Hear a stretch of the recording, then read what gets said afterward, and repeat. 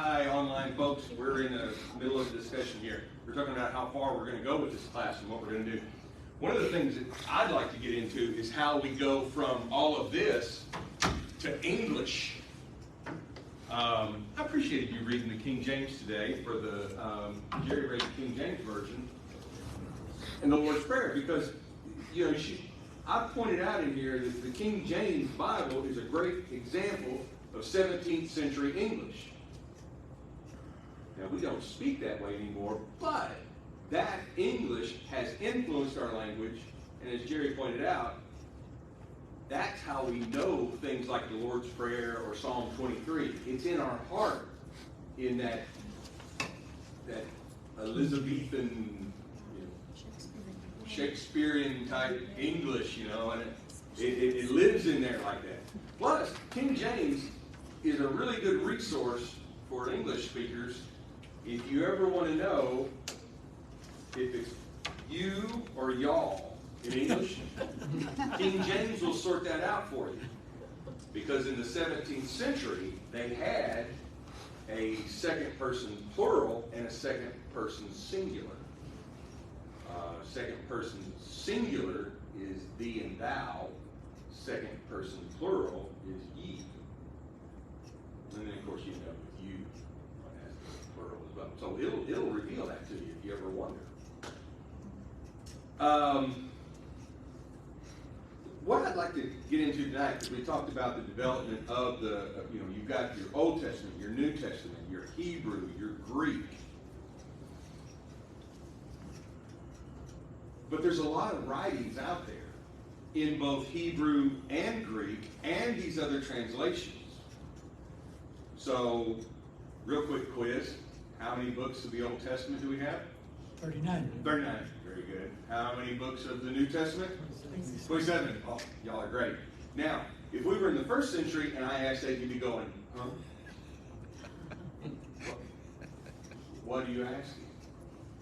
And part of that is because it's being formed, but also because some of it is not settled. We're aware of the gospel. In the first century, second century even, we're aware of the gospel and we're aware of these writings. But we may not be fully aware of them. First of all, remember, people don't read. You don't get to go, we're doing this year-long reading of the Bible. You can't do that in that day and age. Books are expensive things. This, what you see in the background here, is a development that comes along about the same time as the New Testament church. This is what's called the Codex. And you'll notice that there's a seam running along here.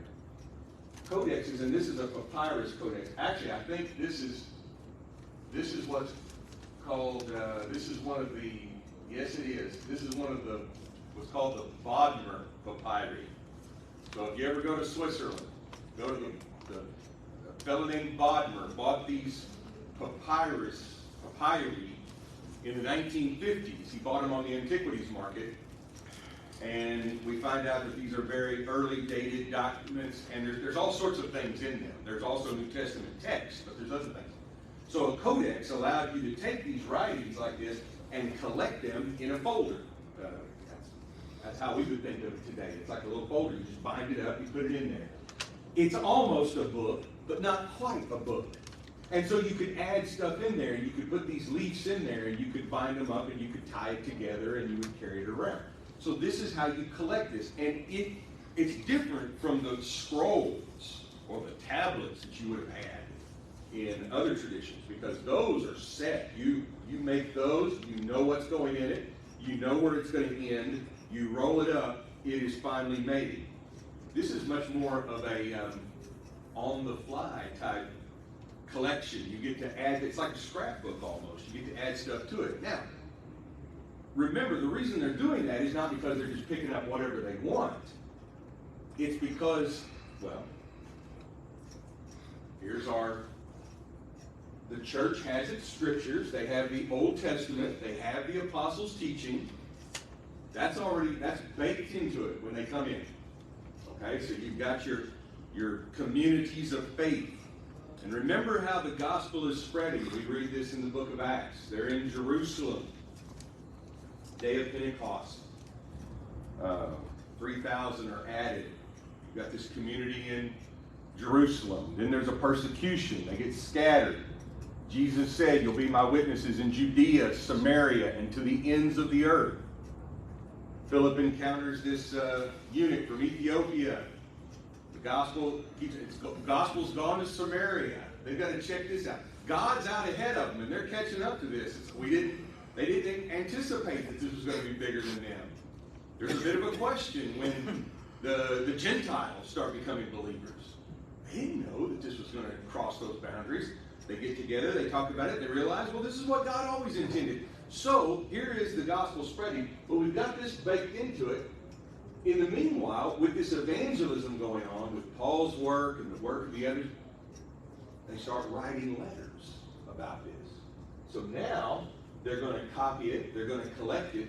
No wonder you've got a codex, because when you get one of these letters and you get to copy it, you add it to your church folder, you add it to your Bible folder. It's like, oh, this is good. We've heard about this. We want that letter. We get a copy of it. Now that practice continues on. We don't have any codexes from this time. Maybe the earliest pages of papyrus that we have, and we'll get back to the 2nd century, the 100s. But that's sort of it. We certainly don't have it in a book form. But then they get, some are well made, some are on papyrus, and then the gospel accounts are written in, and all this is coming along in the 1st century. It's developing, and then we translate it. Okay, it's this point where the texts that matter are naturally recognized by the church. That's my language. By naturally, what I mean is they just know, and this gets into the idea of canon. Y'all. We're okay with that word? We understand we can talk about that word canon. This is not N-N-O-N. This is the... Go ahead and clarify it. It's easy to... Well, let me tell you my first story where I learned the word canon in this sense.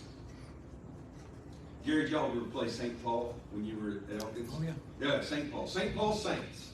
Yeah, at basketball, on one end, you had to dodge the pot-bellied stove, and at the other end, if you shot a layup, you had to go sideways because you wound up on the stage. That's St. Paul. That's St. Paul. And St. Paul, Arkansas. And at Greenland, we'd always play St. Paul for homecoming because we were assured of a victory. So we'd always make our homecoming floats, and every year do something about the Saints. How wonderful is that? St. Paul's mascot was the Saints. That just kind of worked out that way. I'm sure it was a coincidence. But so here we are trying to come up with these floats, and every grade level wins a prize if we come up with the most creative float. You got to do something. And my class, we may have been 7th, 8th grade then, I don't know. We're coming up with our class float, and it's like, what are we going to make? And my dad, being the creative genius he is, he goes, I know, have one that says, hey, Greenland, canonize the saints. And I was like, I don't get it. And that's when he explains to me that the idea of canonization is where you make a saint official. But we were, of course, going to set up a canon and blow the saint away. So you find out there's two different words. There's C-A-N-N-O-N, the canon, with the cannonball. And then there's C-A-N-O-N, which is canon, which means list. Now these days, the idea of canon is much more familiar. I was just talking to Ethan on the way over here, and he was telling me, I said, give me an example of canon that you understand in your generation. He said, within video games, there's the idea of canon.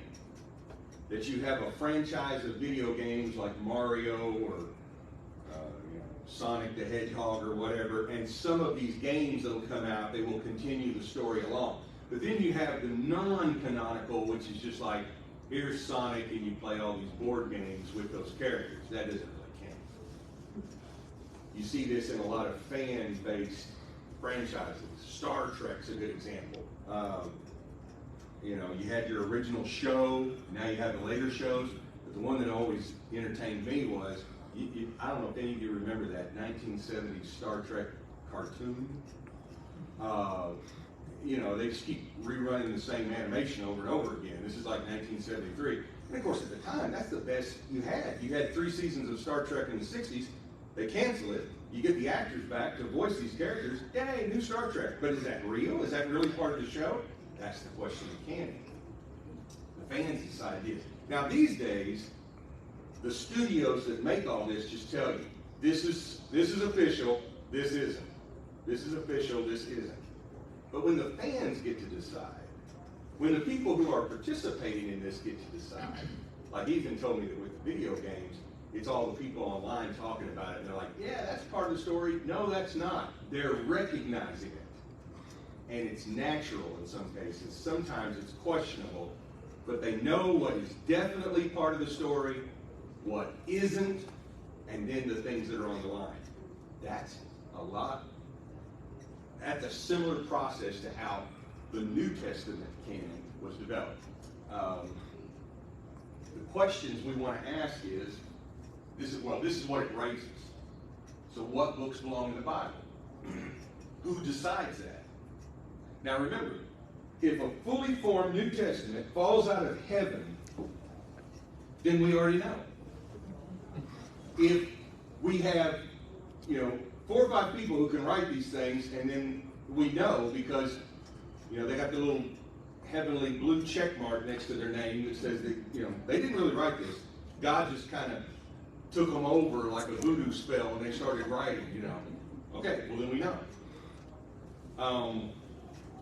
But that's not how it happened. I mean, we can't defend that. We know that with the Old Testament. We know that with the New Testament. So how does this? I do think there's a lot of certainty and you can have an answer to this. But when do we have that completed? And you hear all this talk today about banned books. What about those other books that didn't make it in? And then next week we'll talk about the relation of, well, if it's canon, then why is it authority? Or is it authority if it's canon? Can you have something outside the canon or the official list and still be authoritative? And do you necessarily, is everything in the official list authoritative? There's an interesting relationship between those two, but that's another discussion. I want to show you a clip from the movie DaVinci Code. This is the movie that came out where they're searching for the Holy Grail, and it has to do, the story is Dan Brown's mystery story. I hope y'all remember this. And it was quite the rage back in 2004. And of course, everybody loved it because of all the little puzzles that were in it and everything. I read the book because everybody was talking about it. Oh, it irritated me. And, not for any theological reasons, but historical reasons. I thought, this is silly. And then the movie comes out, and let me tell you, Ron Howard did a much better job with it than Dan Brown did. And of course, they put some action in there. Tom Hanks is the main character. Ian McKellen plays this little scholar who is one of the people who knows the secret history of the Holy Grail. And then you've got Audrey Tautou. She's playing I don't know. She's the romantic love interest, and she becomes very special in the story and all that. And she's the one asking all the questions. She's the skeptic. So this scene takes place when Ian McKellen, Gandalf, is explaining all of the secrets of the Holy Grail. Now, just watch this. You may have seen it. Doma, the mind sees what it chooses to see. Who is she? I declare that's Mary Magdalene. Mary The Magdalene. prostitute? She was no such thing. Smeared by the Church in 591 Anno Domini, poor dear. Mary Magdalene was Jesus' wife. This is an old wives' tale. The original one, in fact. There's virtually no empirical proof. He knows as well as I do. There's much evidence to support it. Theories. There are theories. Notice how Jesus and Mary are clothed. Mirror images of each other. The mind sees what it chooses to see. And venturing into the even more bizarre, notice how Jesus and Mary appear to be joined at the hip and are leaning away from each other as if to create a shape in the negative space between them. Leonardo gives us the chalice. The Holy Grail. Oh. Yes. Oh, and Robert, notice what happens when these two figures change position. Wow. Just because Da Vinci painted it doesn't make it true. No, but history, she does make it true. This history Now, makes listen it to this. true. It's from the Gospel according to Philip. Philip? Yes, it was rejected at the Council of Nicaea, along with any other Gospels that made Jesus appear human and not divine. Oh. And the companion of the Saviour is Mary Magdalene. By the way, there Christ is a loved gospel. her more than all the disciples and used to kiss her. But this says nothing of marriage.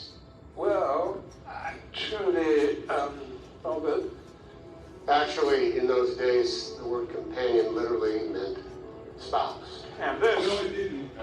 is from the Gospel of Mary Magdalene herself. She wrote a gospel. She may have. Robert, will you fight fair? She may have. And Peter said, did he prefer her to us? And Levi answered, Peter, I see you contending against a woman like an adversary. If the Saviour made her worthy, who are you indeed to reject her? And then, my dear, Jesus goes on to tell Mary Magdalene that it's up to her to continue his church. Mary Magdalene, not Peter. The church was supposed to be carried on by a woman. Okay, so there's that moment there, and Brown does this in his book too, and you should know there is a Gospel of Philip. It really is. It's historical. Okay, and it's early, and people are aware of it. And he quotes it, but did you notice the part where he goes, she says Gospel of Philip, and he goes, it was one of the books that the Council of Nicaea threw out, and because they didn't like books that made Jesus look human. Okay, that's the part. And Brown goes into it in more detail in his book, where supposedly the Council of Nicaea is rejecting certain books, and what you've got is you've got the heads of the church in Rome. They're coming together to kind of take over, and that's the fiction behind DaVinci Code. They're coming together to take over the control of these books that are out there that are free. And by the way, there's scholarly work being done today, not just fiction, that's trying to say, you know what, we ought to take a second look at these Gnostic Gospels. Maybe that was the true early form of Christianity. And it's very convenient for folks. And I'm not trying to raise an alarm here, but I am telling you this, it's nothing new. In fact, it's been around since the earliest centuries. But it's making a bit of a resurgence because now people are saying, wait a second, he's quoting that, we know that's just a movie, but if there really is a Gospel of Philip, then maybe, just maybe those characters at the Council of Nicaea, who we know are a bunch of controlling, Illuminati type, and they want to run the church, and of course if you can get anti-Catholic church, then that really rings a lot of bells for people. And so, at Nicaea, they rejected those books that don't fit, and they chose what's in there. So they throw out Gospel of Philip, Gospel of Mary Magdalene, and they establish it in 325 of the Council of Nicaea. There's a few problems with that. One of them is, at the Council of Nicaea, they didn't discuss the biblical canon whatsoever. It wasn't even part of it. That's not what they were talking about. You can read the Council of Nicaea and what comes out of that. It wasn't even on the agenda. Who's responsible for that idea is probably this guy. It's his fault. That's Voltaire. The French critic. But now, he's probably just picking it up, and it's an urban legend. It may even go back before him. So this urban legend has been around for a long time. And that, if you're Dan Brown and you're making conspiratorial fiction, hey, this is good grist for the mill. But when people start wondering about that, and they say, I don't know, maybe that Gnostic stuff really is the real stuff. You need to know that was settled a long time ago, and it was settled before Nicaea. So what I want to show you now, let me pop, any questions? Okay. Don't let your faith get rattled, you're fine. You're on good ground. That other stuff is what's changing.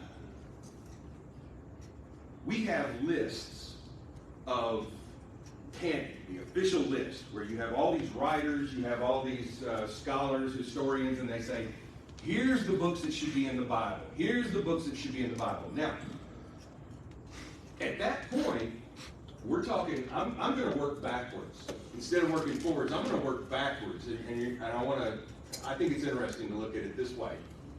The earliest example that we have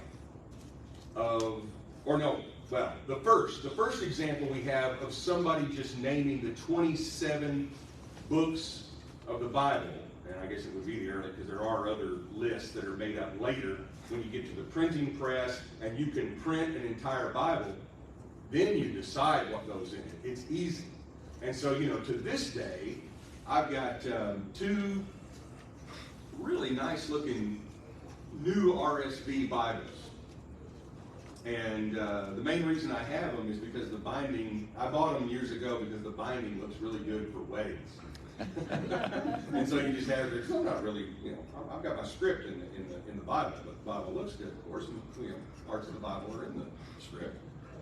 But, you don't want to just sit there holding a piece of paper when this bride has gone to all this trouble to make this look really nice, and I'm just up there with an old, mead folder, it's kind of ratty and got, hard rock stickers on it or something, you don't want that. You gotta have a nice Bible. The bride deserves that. Groom doesn't care, but the bride deserves that. Well, I've got one that's Protestant and one that's Catholic. And the Catholic one has some extra Bibles in it, or books, extra books.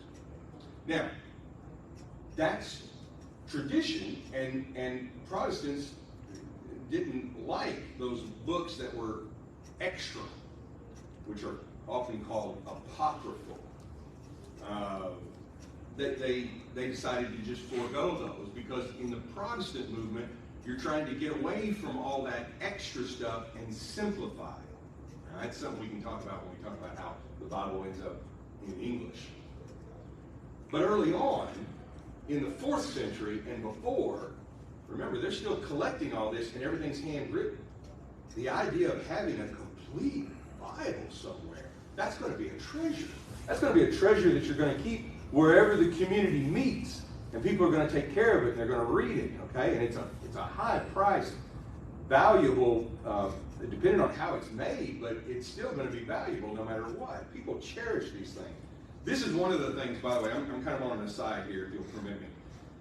This is one of the things I love about this history, is you read these stories from the 2nd, 3rd, 4th century, all the way up to the 17th, 18th, 19th century. And the lengths that some people will go to have a copy of the Bible, it is inspiring. There's a story about a young woman in Wales, and she saves up, this is in the 1800s, she saves up so much of her money, she walks 25 miles, bare feet, to go to a man who can get her a copy of the New Testament in Welsh. And it's just fascinating what they'll do just to have the scriptures. And we take it for granted. And, it's so common to us. So I'm glad that we're reading it and cherishing it again. But that is how you got people who were persecuted for owning scriptures. Well, some of this is going on in these early centuries, and of course there's a question. There's questions about which is, well, wait, which ones matter? Because there are all these other gospels, like Gospel of Philip, they're out there. They're out there, and people are like, well, what should we do with those? So you have the leaders of the church, and they're teaching, and they're giving direction. One of those is Athanasius, the Bishop of Alexandria. Now, let me go back to DaVinci Code. If the Council of Nicaea is supposedly this Catholic Church conspiracy, Athanasius is Egyptian. This is not Roman Catholic Church. He's over in the East. And most of them were. There were bishops. There was a bishop of Rome. There were bishops in the West. But Athanasius is also, if you're going to claim this is empire, Athanasius gets in trouble with the first emperor, Constantine I. He gets exiled. He opposes Constantine on something. He was there at Nicaea, but then he makes they get into a squabble. And so, I mean, these guys are always squabbling with each other and fighting, and it's just what you do in those days. I mean, they're not being intentionally difficult. He's making a stand about certain things. Well, anyway, all this is in process. In his list, the festal letter is an Easter letter. You send it out because after Nicaea, one of the things they decide is we should have Easter. We need to set the date of Easter. And if you ever wondered why the date of Easter floats around crazy, that's Nicaea. They're not hiding your hidden books or DaVinci Code. They're messing up your Easter calendar, Why they couldn't just say it's on this day, like Christmas, settle it. But anyway, so he writes one of these letters, and in his little letter he says, okay, let's talk about the books in the Bible. In fact, let me just share it with you real quick. I want you to get a feel for good old Athanasius, because it's interesting when you can find these online. The 39th festal letter. There are then of the Old Testament 22 books in number, for as I have heard, it is handed down that this is the number of the letters among the Hebrews, their respective order and names being as follows. The first is Genesis, then Exodus, next Leviticus, after that Numbers, and then Deuteronomy. Following these, there's Joshua the son of Nun, then Judges, then Ruth. And again, after these 4 books of Kings, the first and second being reckoned as one book, and so likewise the third and fourth as one book. So we got first, second, third, and fourth Kings, but then he's going to condense them down to 1 and 2. Again, the first and second of the Chronicles are reckoned as one book. Again, Ezra, the first and second are similarly one book. And after these, there's the book of Psalms, and then Proverbs, and Ecclesiastes, and the Song of Songs. Job, and then the prophets, the 12 being reckoned as one book. Then Isaiah, one book, and Jeremiah with Baruch, Lamentations, and the Epistle of Jeremiah. Oh, that's some extra material. That's all one book. Afterwards, Ezekiel and Daniel, each one book, and thus far constitutes the Old Testament. And see, he's condensing a lot of those, so our 39 kind of gets boiled down to 22, or merged into 22. But he's saying, we already know this. This is the Bible we got from the Hebrews. Now, it's not tedious, he says in his next section, to speak of the books of the New Testament. These are the 4 Gospels, according to Matthew, Mark, Luke, and John. Afterwards, the Acts of the Apostles and epistles. The epistles called Catholic, that is 7. This is Catholic, like universal, everywhere. 7. In particular, James, there's 1. Peter, there's 2. John, there's 3. And after these, 1 of Jude. In addition, there's 14 epistles of Paul. He likes the theory that Paul wrote Hebrews. You got some weight on your side. Written in this order, the first to the Romans, and then 2 to the Corinthians, and after these the Galatians, the Ephesians, into the Philippians, then the Colossians, and after these 2 to the Thessalonians, and that to the Hebrews. He's saying that's Paul. And again, 2 to Timothy, 1 to Titus, and lastly that to Philemon. And besides, the revelation of John. And these are fountains of salvation, that they who thirst may be satisfied with the living words they contain. In these alone is proclaimed the doctrine of godliness. Now he's giving you your criteria for why these matter. Let no man add to these, neither let him take aught from these. For concerning these, the Lord put to shame the Sadducees and said, you err, not knowing the Scriptures. And he reproved the Jews, saying, search the Scriptures, for these are they that testify of me. But for greater exactness, I add this also, writing of necessity, that there are other books besides these, not indeed included in the canon, but appointed by the fathers to be read by those who newly join us and who wish for instruction in the word of godliness. The wisdom of Solomon, the wisdom of Sirach, Esther. See, he's got Esther in non-canonical. Judith, Tobit, that which is called the teaching of the apostles. That's an early document, by the way. The shepherd. But the former, my brethren, are included in the canon, these later ones merely being read. Nor is there in any place a mention of apocryphal writings. But they are an invention of heretics who write them when they choose, bestowing upon them their approbation and assigning to them a date, that so using them as ancient writings, they may find occasion to lead astray the simple. Okay, so he's giving you a little bit of warning, but he's got a category. He's got the things that we know for sure. A few of these things that they're good, but we're not going to call them canon. And then you've got stuff that's clearly not the case.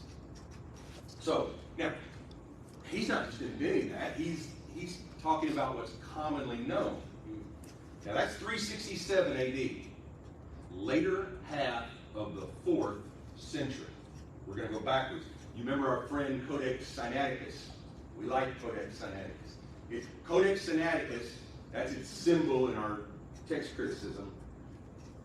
It and Codex Vaticanus, when those two agree on a reading, that's strong because they are both early, they're 4th century.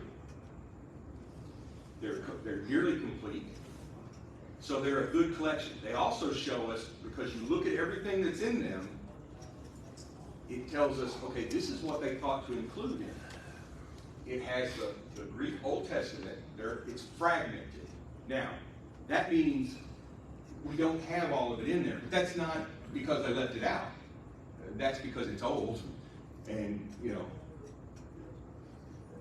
it loses stuff when you got wisdom, Sirach, Tobit, Judith, 1st Maccabees, 4th Maccabees. That's additional material that goes along with this. It's included though in Sinaiticus. Now, just because they include it in that book doesn't mean that they necessarily regard this as the same as these, but it's all there. You remember what Athanasius said, maybe 30, 40 years later, he says, hey, these are good. We're not going to call them canon, but they're good, so we want them around. Sinaiticus has all 27 New Testament books, but it also includes the Epistle of Barnabas and Shepherd of Hermas. You remember Athanasius said, those are good. Those are good books to read. They're good for instructing on godliness. We're not calling them canon. Of those books that are good or beneficial but not part of the canon, Yeah. why is it, and I was raised in a Baptist church, been in the Church of Christ, all these Protestant or seemingly Protestant type, why is it nobody ever refers to those as good teachings for godliness? I mean, I think if we were to mention this to somebody outside of this room, they would think you were almost a heretic Yeah. for referring to those. Yeah. Well, okay, good question, Rick. I think one of the reasons is, now these, if you grow up in a Catholic or Eastern tradition, you're probably going to be more familiar with these. They're going to be around. These don't carry that same kind of currency. They're good. They're not rejected by the early church, but they don't get picked up and kept in the same way. And by the time of the Protestant Reformation, they're definitely, I would say the answer is simple, they're neglected. They're neglected. And in fact, now, what I hope we're learning here is that there is a distinction between these and then things like the Gospel of Philip. I'm going to show you that in a moment when you get to some of these earlier writers. They're already early on sorting these out. By the time of Codex Sinaiticus decides to include these. It's really interesting if you read these, you won't find a whole lot in these that's going to be contrary to what you're going to find in these other New Testament books. Not in these. Now some of the others you will, but not in these. I think they're just neglected, and then I think by the time, I think there is a backlash where they are, you resist it. Plus, when you get into publishing the New Testament, you don't include these. They're rarely included. Even in your Catholic Bibles, these are not included. So you have to go get special Bibles to find these. I hope that answers that question. Let's take a look at, you go back a little further. Eusebius is a church historian. So he's given us the history of the church. He has 4 categories that he talks about. And this may help answer that question. It's like, what happens to some of these? He divides everything into these 4 categories. You've got the books that are universally accepted, not because of a decision of any council. He's just saying, look, wherever you go, whatever church you're in, everybody's going to recognize that the Gospels and Acts and the 13 Pauline letters and Hebrew and 1 John and 1 Peter, that's canon. Everybody's going to recognize that. He does say, now, there is, the majority will tell you that James, 2 Peter, 2nd and 3rd John, and Jude are canon. He goes, there might be a little bit of debate about that. Now he says there is some dispute over whether Acts of Paul, Shepherd of Hermas, there it is again, Apocalypse of Peter, Epistle of Barnabas, the Didache, the Gospel of the Hebrews. There's some dispute about whether those should be canon. In fact, his word is, he'll say that they're secondary, that they're good, but not. But he will also say they're disputed and in some places rejected. So in some places, even in the ancient world, these were rejected. But this category that we would call heretical, his word for them is they're absurd. He said this is ridiculous. Gospel of Peter, Gospel of Thomas, Gospel of Matthias, and then he finally goes, any other gospel, any other Acts. I'll read you the way he puts it. He says, we've nevertheless felt, he goes through the ones that he thinks are, he's like, among the rejected writings must be reckoned also the Acts of Paul, the so-called Shepherd, the Apocalypse of Peter, and in addition to these, the extant Epistle of Barnabas, and the so-called Teaching of the Apostles. And besides, Teaching of Apostles is Didache, that's the same thing. And besides, as I said, the Apocalypse of John. If it seemed proper, which some, as I said, reject, but which others class with the accepted books. Eusebius is writing in history, he's telling us there's debate on these, they're disputed. Then he gets to these, he says, nevertheless, we felt compelled to give a catalog of these also, distinguishing those works which according to the church tradition are true and genuine and commonly accepted from those others which, although not canonical, are disputed, are yet at the same time known to be, or they're known to most church writers. We felt compelled to give this catalog in order that we might be able to know both these works and those that are cited by the heretics under the name of the apostles, including, for instance, such books as Gospel of Peter, Thomas, Matthias, or any others besides them, Acts of Andrew and John and the other apostles, which no one belonging to the succession of church writers has deemed worthy of mentioning in their writings. And further, the character of the style is at variance with the apostolic usage, and both the thoughts and the purpose of the things that are revealed in them are so completely out of accord with the true orthodoxy that they clearly show themselves to be fictions of heretics. Wherefore, they're not to be placed even among the rejected writings, but they're to be cast aside as absurd and impious. So he said, look, this is garbage. This is not, they're just silly. But you see now they've got criteria. It's like, okay, we recognize this. We know that that's canon. The closer you get to that. Now, how do we know? We know. We just know. It's like the man who says, how do you define art? I don't know, but when I see it, I know it. Okay. Here's another good, remember, fans in fiction are all saying, look, we know that that's the real story. This one is not. This is just later on. Y'all remember that old show, Dallas? Yeah. You remember when they just kind of threw the whole 9th season in the garbage? I mean, you're sitting there, if you're a fan of that show in the 70s and 80s, and and you're getting into the 9th season, and poor old Bobby Ewing dies and all that and everything. And then, right there at the end, Bobby Ewing's there, and he's talking to his wife. He says, oh, hello. And she goes, what? And then cliffhanger. They start the next season, and she goes, oh, it was all a dream. Wait a second. You invested in a whole year in that show, and then the writers just say, it's a dream. Now, that makes fans mad, because you're like, you can't just throw stuff away like that. But there's works within a fan base that people will say, okay, that's clearly not part of it. We have that sense in communities of what really belongs and what doesn't. I'm thinking of our lawyers. There's decisions that are made by groups, by judges, by scholars, where you say, okay, look, clearly this was the intent of the writers. Now, there's some debate. And clearly this wasn't. There's always stuff that's on the line, but there's stuff that's clearly consistent with the core and stuff that's not. I hope that makes sense. That's what they're doing here. This stuff is clearly consistent. Eusebius is saying this stuff, absolutely not.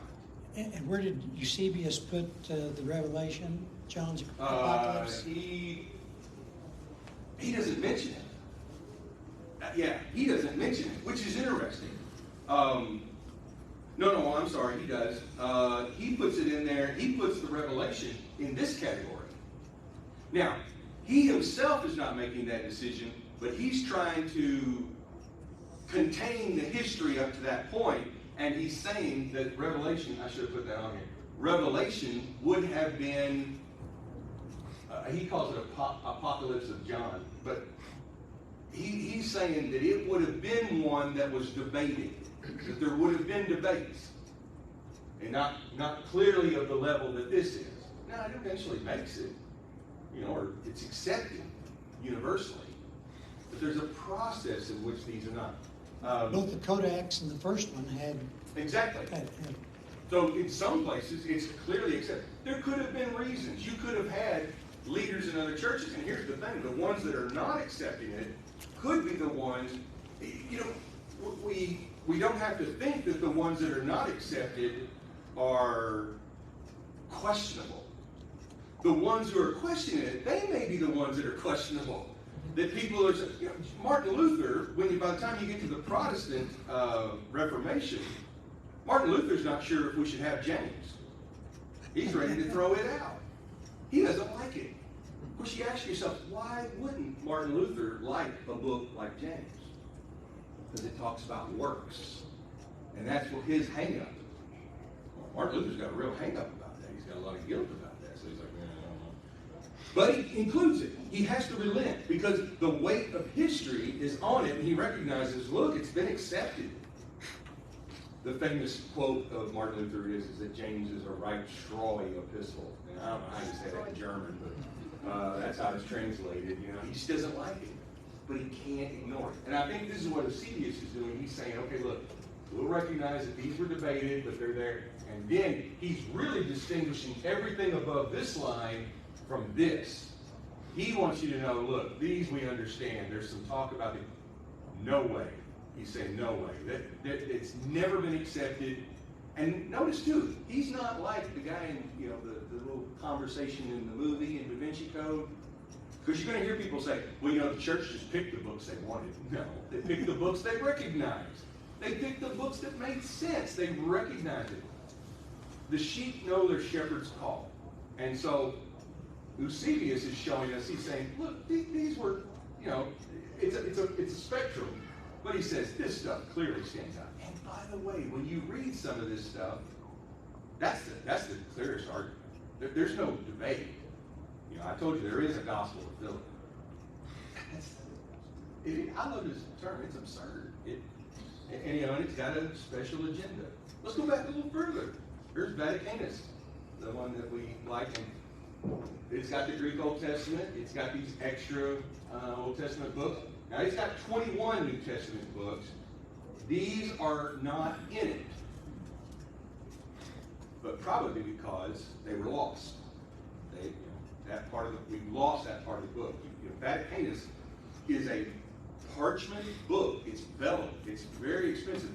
And unfortunately, in time, those pages, and if you think about it, these would have been towards the end of the list. Now, the list that we have in our Bibles that we're familiar with is somewhat based on this history, but not entirely. We'll talk about that later in another class.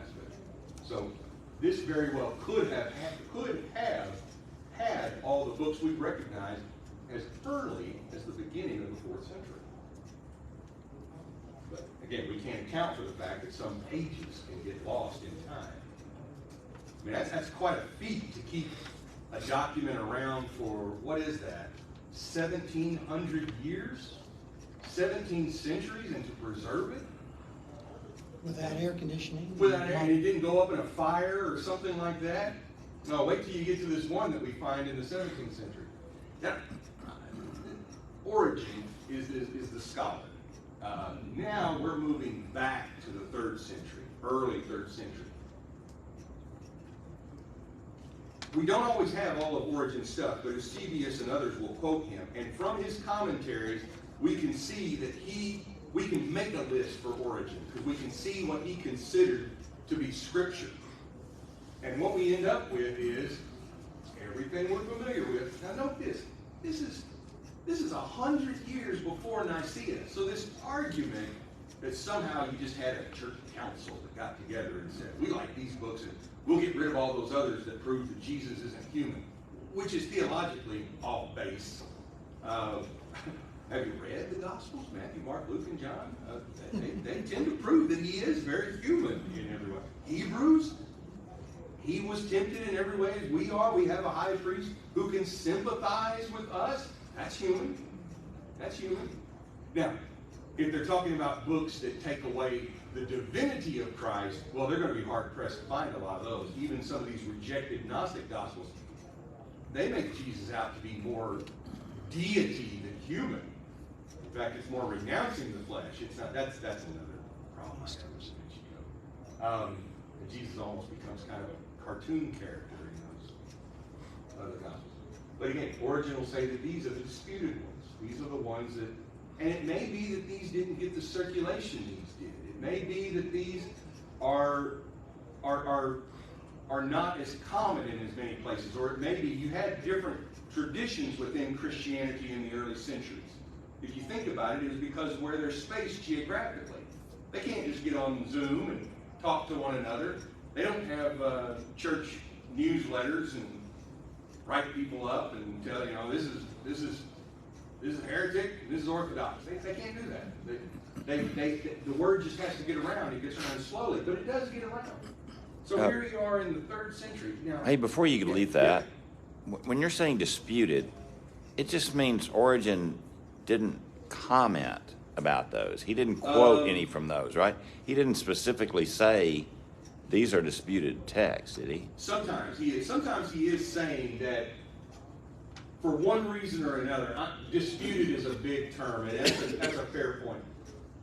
He's not saying that there's tensions. He's just saying these are not as widely recognized as these. Now, the thing is, if they are here, he's quoting them. So he is using them. He may be admitting that they're not as widely recognized as some of these others, but he's still using them. And I think remember, we're going backwards in time. I think after he does this, and then others do this, and if you go beyond the 4th century, some of the list of these become more and more current. It's usage. If you think about it, if you think in your own lifetime, how often did you hear sermons out of Revelation? I remember when in my youth, I'd ask, what about Revelation? I want to talk about Revelation. And I would have well-intentioned people who they appreciated that, but they'd say, Revelation, that's stuff that's hard to understand. Let's get back to the meat of the Word. Let's get back to the milk of the Word. Let's get back to Paul, because we were comfortable in Paul. Revelation has all these crazy characters out there, But now it's common to hear Revelation because it's speaking to us more. And that may be what was happening with these. They weren't as copied as much, or more or less as handwritten. So, disputed doesn't mean that anybody's questioning their authority or their canonicity. There could be some of that. And again, it's vast. But mostly it's how widely recognized they are. Here's one of the, in fact, this document is itself somewhat questioned, but the majority of scholarship likes to date this in the 2nd century. It's called the Muratorian Fragment. And I think the Muratorian Fragment is a good argument against this idea that that the church just picks what it wants by the 4th century, okay? And then it's all just the work of people in power. Because the Muratorian Fragment, why is it Muratorian? Because this fellow discovers it, and his name is Father Muratori. He's a scholar, he's a librarian in Italy, and 17th century, 18th century, he's working in the library, and he finds this document. It's a Latin document. It's probably from the 7th century, this document in Latin. But it's obvious that it's a copy and a translation of an earlier Greek document, and in it mentions that Pius I is the Bishop of Rome, which that is one mark for dating it in the 2nd century, in that time frame there. I don't know how you get as accurate as 170, but I'll take it. It's probably the latest date it can be.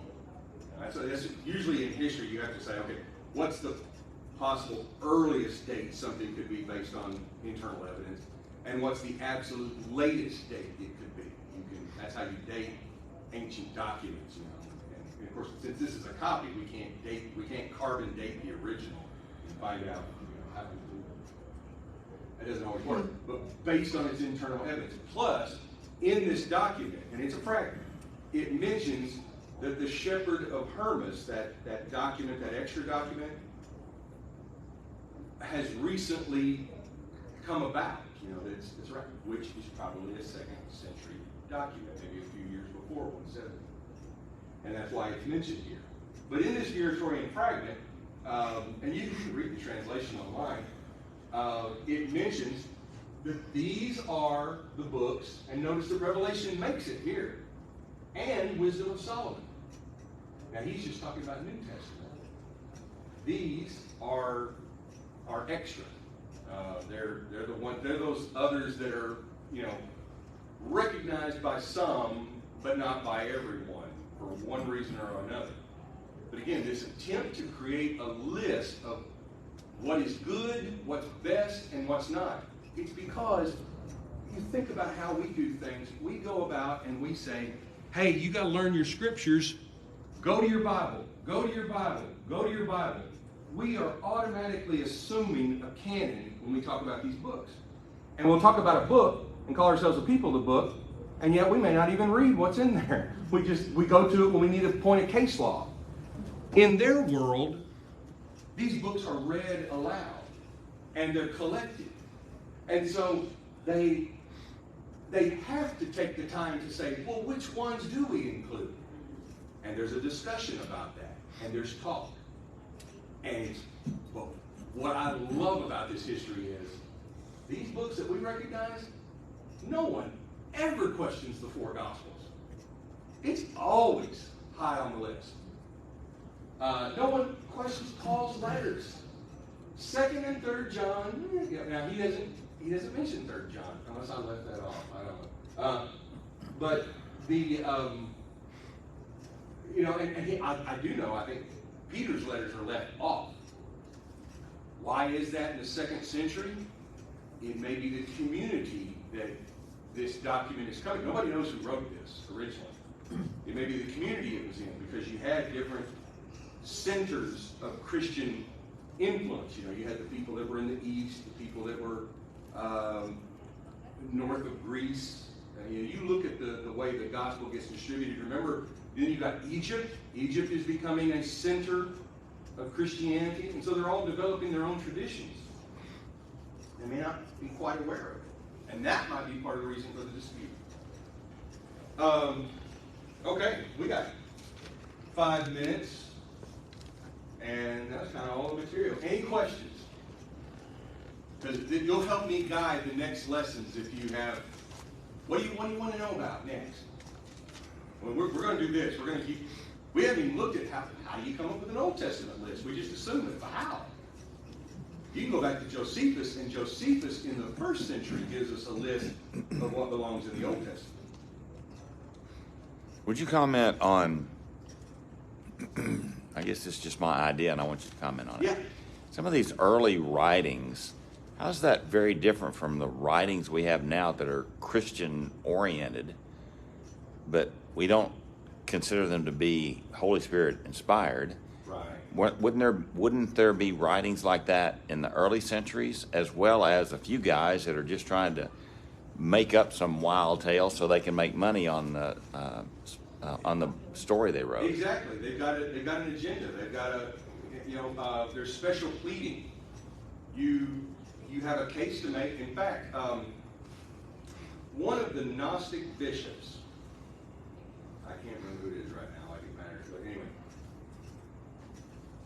he gets upset over the politics that are going on, because there's not a centralized political power base anywhere, but all of these bishops get together, these leaders of the church, and this one in particular, he gets so upset that then he starts promoting his own interpretations of the gospel. And Valentinian, that's what it is. And that's a form of Gnosticism. And so he starts promoting this idea, and finally the rest of them just have to say, he's out of the ballpark. You know, that's it, that's too far. And a lot of his writings get rejected because he's going too far from the core. And I'll tell you what you see, even in the first century. And it's more than theology, but it's why the books become important.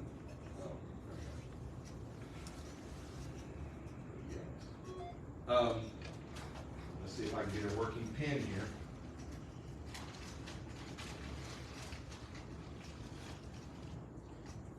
You have the core, the gospel, and it's clear. I mean, it's clear what makes it up. It has to do with Jesus.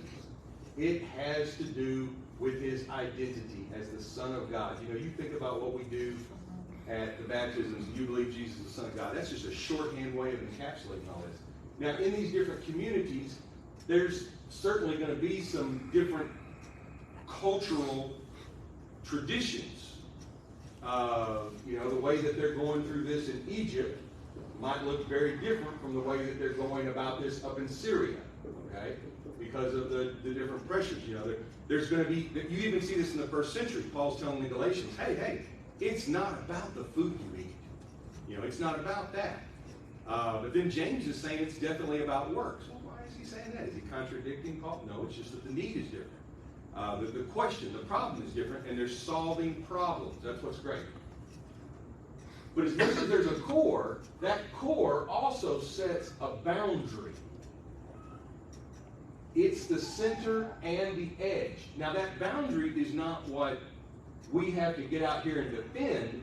It just becomes apparent that when you break down stuff like, well, you know what, maybe Jesus wasn't really the Son of God, or maybe he wasn't really, maybe his humanity was over here and that was one thing, and his divinity, maybe there was actually two gods. You know, as soon as you do that, you're outside the boundary. And what they're doing when they're rejecting a lot of these letters is they're saying, okay, that stuff is clearly outside the boundary. And here's the way Eusebius put it, and this is a rather lofty translation. Where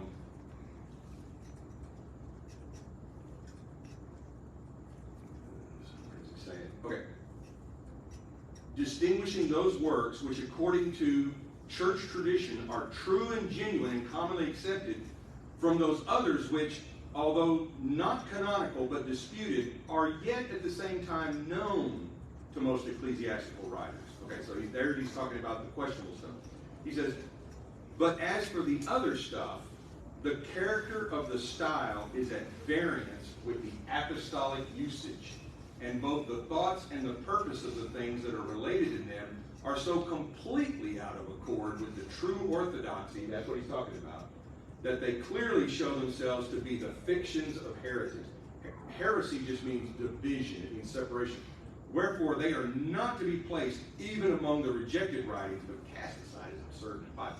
He says they have gone so far beyond this that it doesn't even compute anymore. This isn't debatable matters. This is Romans 14. You know, what holidays do we need to celebrate? What kind of food should you eat?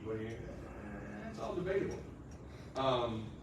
Okay, so what about Jesus Christ and other deities? And you know, what if Jesus was really teaching a secret gospel to all of us, clearly outside the boundary? And I think that's how these books get sorted out. But you have to have a sense of what really is. Does that help? Does that kind of answer that? Communities have a way of recognizing this, and I think that one of the things that's done a disservice is when you have individual leaders that instead of respecting the people and our ability to know, the sheep know the shepherd's call, you have individuals who get up and say, I'm drawing a line right here. And this will get you banned, and this will not. As soon as you start doing that, that tends to be more personality differences, and people are that's where they're doing like what you were talking about, Rick, where they say, okay, don't you dare even look at that, or you're a heretic, and we'll cast you out and disfellowship you, and so on and so forth. You don't have to do that. Church tends to recognize. Now, when that starts to get fuzzy, that's when we have to start asking some questions and saying, okay, well, wait, what do we know? And we go back to our source, we go back to our core, and it guides us. Chris, you mentioned Josephus. Yeah. And 2 or 3 other historians, and I assume today the confirmation we're looking for is found in these historians as to what they said was going on at the time. Yes, because they are closer to the first century than we are. So we gain benefit from looking at them. Now that doesn't mean that we have to necessarily agree with everything they say. They have their own interpretations, they have their own agendas, but at the same time they can teach us a lot because we see where they're coming from. Well, it's 7:30, and I appreciate your kindness, and so we'll bid you a farewell, and we'll come back. Let's see, we'll come back next week, and we'll talk some more about these. Thank you, Chris. Yeah, thank you. You let me know. You can let me know what kind of things you're interested in learning.